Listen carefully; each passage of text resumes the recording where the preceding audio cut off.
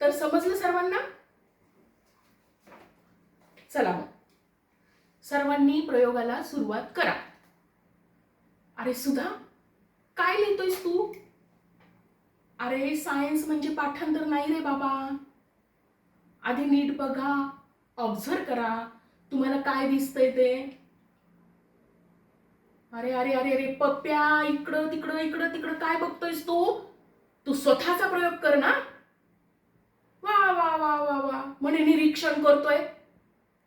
हे बघ, निरीक्षणाच्या नावाखाली जर तू काही गडबड केलीस ना, तर तुझं निरीक्षण करेन मी आधी.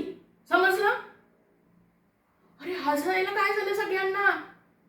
तुम्हाला तर बस तेवढंच पाहिजे. चला चला चला, आपले प्रयोग करा सगळेजण. आणि हो, लगेच कन्क्लुजन काढू नका. हे बघा, सायन्समध्ये जर घाई केली ना तर उत्तर चुकतं, आणि प्रश्न विचारत राहिला ना तर उत्तर सापडतं. समजलं सगळ्यांना? झालं का सगळ्यांचं? चला मग मला सांगा, कोणाकोणाला काय दिसलं ते. तन्वी आणि जान्हवी, तुम्ही सांगा बरं, तुम्हाला काय दिसलं ते.